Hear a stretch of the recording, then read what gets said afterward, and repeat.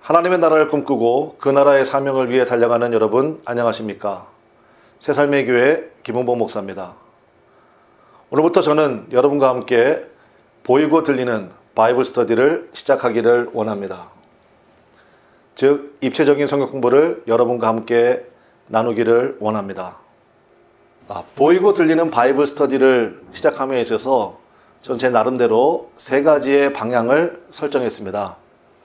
첫 번째는 성경이 재미있다 라는 도움을 좀 드리고 싶습니다. 많은 분들이 성경이 어렵다 라는 마음을 가지고 계시는데 최대한 재미있게 성경을 나눔으로 성경에 대해서 여러분이 흥미를 가질 수 있도록 돕기를 원합니다.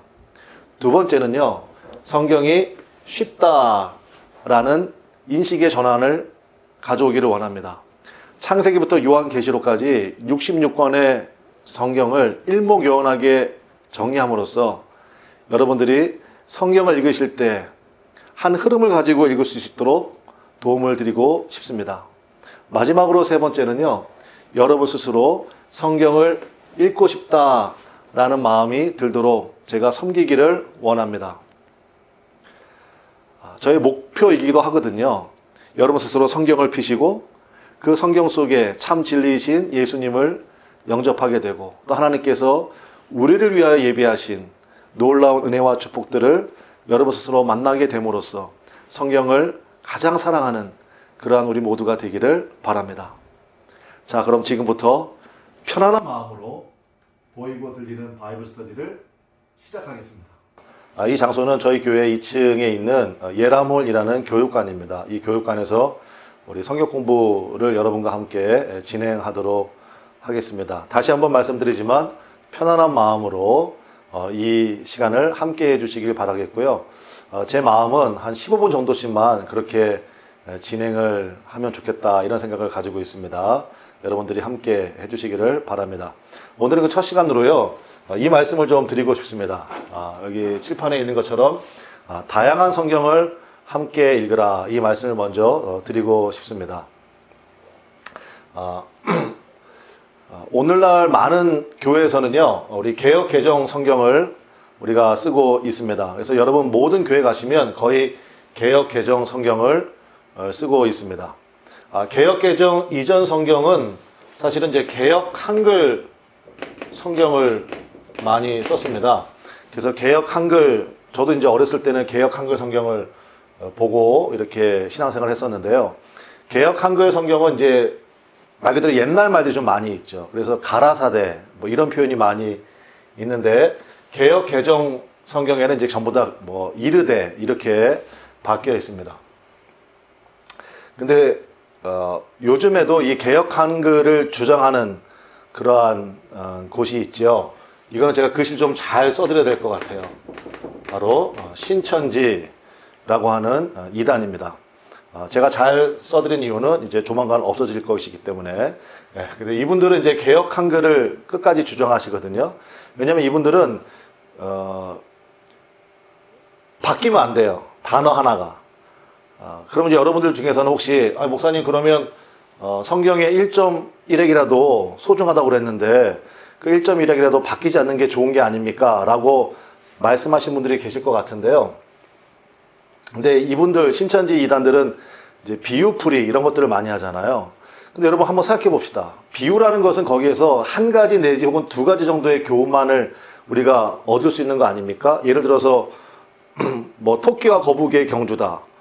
그럼 토끼가 중간에 자만해서 잠을 잤다. 거북이는 끝까지 달려서 결국 거북이가 이겼다. 그래서 자만하면 안 된다. 그 다음에 끝까지 달릴 줄 아는 거, 그게 참 실력이다. 뭐 이런 교훈을 우리가 받을 수 있잖아요. 물론 이제 그건 요즘 바뀌어가지고 뭐 자기 분야에서 뛰어야 된다 뭐 이런 얘기도 많이 하는데, 근데 어쨌든 비유는 그런 거거든요. 성경에 많은 비유가 있습니다. 거기서는 우리에게 주시고자 하니까 누구든지 그 비유를 들으면 한 가지 혹은 두 가지의 교훈이 떠오릅니다. 그것을 우리가 체득하면 되는 건데 이분들은 그 비유풀이를 너무 상세하게 들어가는 거죠. 그래서 토끼의 귀가 왜 두 개인 줄 아십니까? 거북이의 등딱지는 왜 그렇게 생겼는지 아십니까? 왜 하필이면 토끼와 거북이가 경주를 했겠습니까? 뭐 이런 식으로 가다 보면 엉뚱한 이야기를 하는 거죠.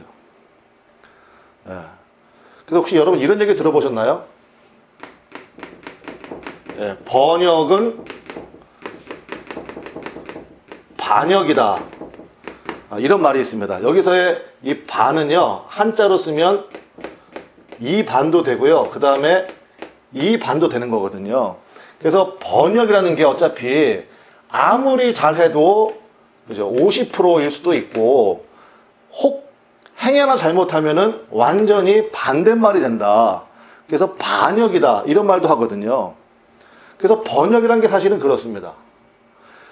개역 한글이 원전이 아니잖아요.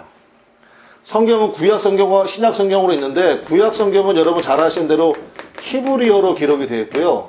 그 다음에 신약 성경은 그리스 말, 헬라어죠. 헬라어로 기록이 되어 있습니다.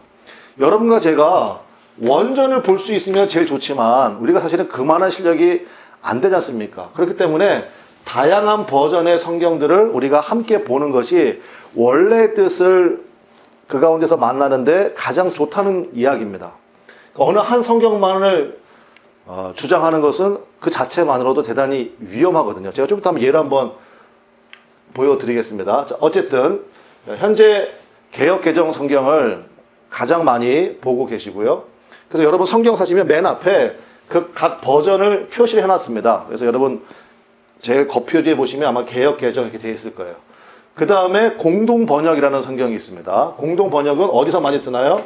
그렇죠. 천주교에서 가장 많이 쓰는 성경이 공동 번역입니다. 여기는 이제 외경서가 포함이 되어 있고요. 나중에 한번 말씀드릴 시간이 있을 것 같습니다. 그 다음에 이제 쉬운 성경이 있습니다. 쉬운 성경이 있고요. 우리식으로 가장 쉽게 번역이 된 거예요. 요즘 말로. 그렇게 번역이 된 게 쉬운 성경이고요. 그 다음에 새 번역이 있습니다. 새 번역이 있고, 그 다음에 영어 성경도 있는데요. 이제 KJV는 King James Version 그래가지고 이제 영국의 제임스 왕이 명령에 의해서 이제 번역된 거, 그리고 흠정역 이렇게 부르거든요. 그래서 혹시 뭐 흠정역이 성경 중에 제일 제대로 된 번역이다라고 하는 분들도 있는데, 제가 보기엔 그것도 마찬가지예요. 번역이잖아요. 그 다음에 이제 서구권에서 가장 많이 보는 성경이 NIV입니다. 그래서 혹시 여러분이 영어를 좀 관심이 있으시거나 아니면 영어를 좀 하실 수 있는 분들은 영어 성경을 같이 보시면 좋죠. New International Version, NIV. 그 다음에 제가 가장 좋아하는 영어 성경 버전은 NLT입니다. New Living Translation. 이렇게 다양한 번역들이 있으니까, 그래서 저는 이제 말씀을 준비할 때요, 이 정도의 번역본을 놓고, 똑같은 본문이지만 번역본을 놓고 비교하는 거거든요. 그리고 나서 마지막에 이제 히브리어나 헬라어, 저는 이제 설교를 하는 사람이니까, 저는 이제 이 훈련을 받았으니까 이제 떠듬떠듬 읽을 수는 있거든요. 그래서 히브리어와 헬라어를 최종적으로 확인하는, 그래야 원래 이 본문 속에서 우리에게 하시고자 하는 말씀이 무엇인지를 크게 벗어나지 않게 잡을 수가 있다는 것입니다. 그래서 제가 여러분에게는요, 뭐 개역 개정은 다 있으실 테니까 쉬운 성경, 그 다음에 뭐 NIV나 NLT 중에 하나 정도를 여러분이 꼭 보시면 좋겠고, 제가 여러분에게 강추해 드리고 싶은 성경이 있습니다. 그게 바로 뭐냐? 메시지 성경이라는 게 있어요.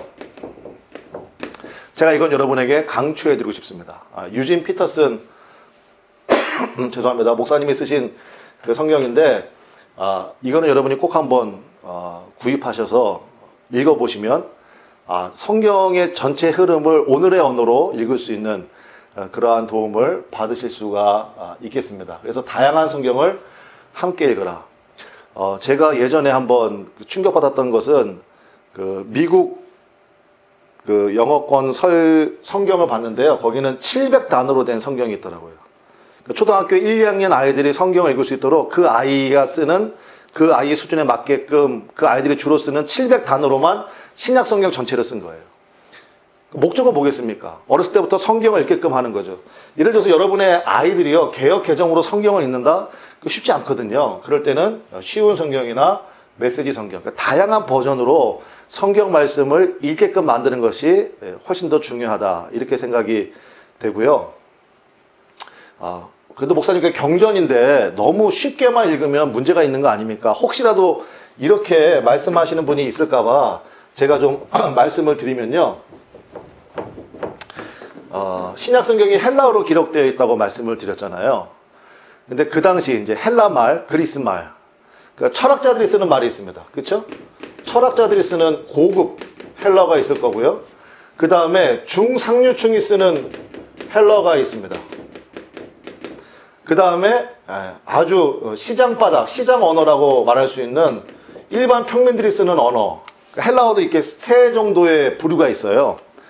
그러니까 소크라테스, 아리스토텔레스 이런 철학자들이 쓰는 헬라어, 상당히 고급스러운 헬라어고요. 그 다음에 중상류층이 쓰는 헬라어가 있고, 그 다음에 일반 시장, 민초들이 쓰는 그런 헬라어가 있는데, 이 신약 성경이요, 셋 중에 어떤 언어로 기록되어 있을까요? 정답은 몇 번? 정답은 시장 언어입니다. 이거를 우리가 뭐라 부르냐? 코인의 헬라어 이렇게 불러요. 코인의 헬라어. 그럼 여러분 의도로 아시겠죠? 역사의 주관자가 되신 우리 하나님께서 아주 쉬운 언어로 성경을 기록하셨다는 거예요.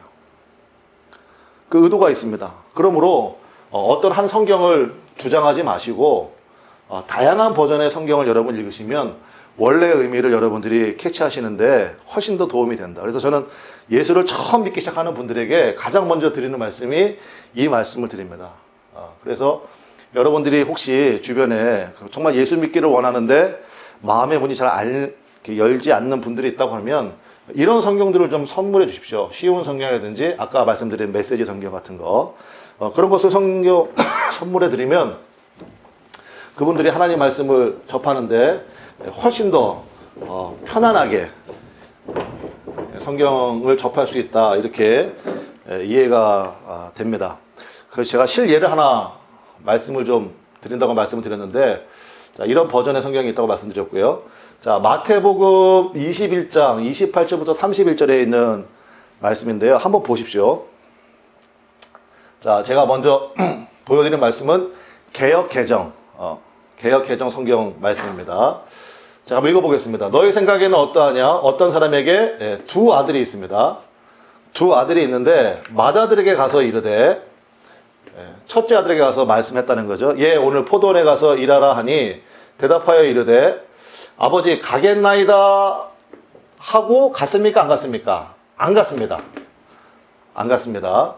자, 둘째 아들에게 또 그와 같이 말하니 대답하여 이르되 둘째 아들은 뭐라고 했습니까? 말은 싫습니다 했는데 뉘우치고 갔습니다. 그래서 예수님의 이 비유 속에서의 질문은 이거거든요. 둘 중에 누가 아버지의 뜻대로 하였느냐? 이 비유 속에서 예수님의 핵심은 뭐겠습니까? 말이 중요한 게 아니라 행동이 중요하다. 아무런 말로만 믿습니다 하지 말고 정말 믿는 바를 행하는 믿음, 행함의 믿음이 참 중요하다. 사실은 이게 포인트잖아요. 그런데요, 제가 이제 어느 목사님이라고 말씀 안 드리겠지만 그 목사님이요, 이 부분 말씀을 가지고 제가 설교 제목도 기억납니다. 낮은 자의 축복이라는 제목으로 설교를 하셨어요. 제가 이 설교를 듣고 참 마음에 깊은 상처를 받았는데 왜 상처를 받았냐면 이 목사님의 의도는 이거예요. 뭐냐면 이게 보라는 거예요. 그러면서 이제 목사님은 은혜는 낮은 곳으로 흐른다. 그거는 맞는 말이죠. 은혜는 항상 겸손한 곳, 낮은 곳으로 흐릅니다. 여기도 마찬가지라는 거예요. 첫째 아들은 이렇다는 거예요. 막내인 둘째 아들이 옳았다. 성경을 보라는 거예요. 다윗도 막내거든요. 8형제 중에 막내였잖아요. 그 다음에 야곱도 막내고.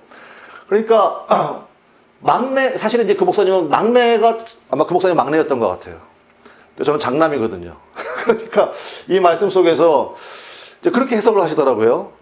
근데 저는 이거 알고 있었거든요. 사실은 이제 이쪽에 있는 거는 이제 세번역 버전입니다. 이거는요, 안타깝게도 그 헬라어 원전에요, 접속사 하나를 번역을 잘못했어요. 그래서 이게 순서가 완전 뒤바뀌어 버렸습니다. 근데 세번역 성경은 번역을 잘했어요. 볼까요? 너희는 어떻게 생각하느냐? 어떤 사람에게 아들이 둘이 있는데, 여기까지는 똑같죠? 아버지가 맏아들에게 가서 이르되 얘야 너 오늘 포도원에 가서 일해라 하고 말하였다. 그런데 맏아들은 대답하기를 싫습니다 하고, 그런데 뒤에 뉘우치고 갔습니다. 이게 다르죠? 자, 그리고 둘째 아들에게 가서 같은 말을 하였습니다. 대답하기를 가겠습니다 하고는 안 갔습니다. 둘째 아들이. 그래서 뭐 그때 결론은 똑같아요. 이 둘 가운데 누가 아버지의 뜻을 행하였느냐. 그러니까 이 말씀 속에서의 예수님의 의도는 사실은 이제 행하는 믿음. 그리고 여러분 한번 상식적으로 생각해 보십시오. 맏아들이 안 가겠습니다. 그랬으니까 둘째 아들에게 시켰겠죠. 이게 맞지 않아요? 근데 여기는 가겠습니다. 그런데 둘째 아들한테 뭐하러 시키겠어요? 그렇잖아요. 그러니까 이제 원전은 이렇게 번역이 되어 있는데 접속사 하나를 잘못 번역해서 이제 이렇게 뒤바뀌었는데 이걸 가지고 낮은 자의 축복 이렇게 말씀하시면 곤란하다는 거죠. 곤란하다는 거죠. 은혜는 낮은 곳으로 흐르는 건 맞습니다만은 이걸 가지고 이렇게 하면 안 된다. 그러니까 이 목사님께서 다양한 성경을 읽어라. 요거를 조금만 생각하셨더라면 이제 이런 말씀만 안 하셨을 텐데 또 목사님들 중에서 가장 많이 실수하시는 게 뭐냐면요. 출애굽기 25장에 보면요. 그 하나님께서 명령하셔서 그 성막을 만드시는 장면이 나오는데 그 중에 가장 거룩한 장소, 지성소에 들어갈 언약궤를 만들 때 주님께서 조각목으로 만들라고 말씀하십니다. 출애굽기 25장에 보면 나오거든요. 조각목으로 언약궤를 만들 때 뭐 아는 금으로 싸고 이런 말씀이 나오는데 어떤 목사님이 이거 말씀 가지고 또 이렇게 하시더라고요. 조각으로 만들었다. 이 조각의 은혜를 받으셨나 봐요. 그래서 우리 성도님들이 한 사람 한 사람이 퍼즐처럼 조각조각 모여야 하나님의 영광이 임하는 시은소가 되고 언약궤가 되고 뭐 이렇게 말씀하셨는데 참 그것도 안타깝죠. 사실은 조각목은요 원래는 뭐예요? 아카시아 나무예요. 씨띤 나무. 그 광야에서 흔히 볼 수 있는 아카시아 나무라 뜻입니다. 그래서 새 번역이나 쉬운 번역에는요 아카시아 나무라고 되어 있으니까 아카시아 나무라고 읽으셨다면은 뭐 조각조각 한 사람 한 사람이 힘을 합쳐가지고 언약궤를 이루는 그러한 믿음이 되자 이런 무리수는 두지 않으셨겠죠. 그래서 여러분들이 다양한 버전의 성경을 좀 읽으시라 이렇게 좀 말씀을 드리고 싶습니다. 그래야 여러분들이 많은 오류들을 좀 줄일 수가 있기 때문에 그렇습니다. 그래서 여러분 다양한 버전의 성경을 좀 읽으십시오. 성경 말씀을 읽는 게 우리에게 큰 유익이 되니까 여러분이 그렇게 이해를 하시고 성경 말씀을 좀 읽으시면 좋겠습니다.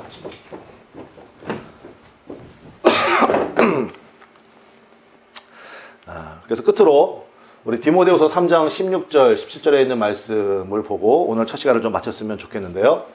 자, 보겠습니다. 모든 성경은 하나님의 감동으로 된 것으로 교훈과 책망과 바르게 함과 의로 교육하기에 유익하니. 그러니까 모든 성경은 유익하다는 거죠. 그러니까 뭐에 유익하냐? 첫 번째, 하나님의 사람으로 온전하게 합니다. 그러니까 이제 원문의 뜻을 살펴보면 장비를 갖추다 이런 뜻이 있거든요.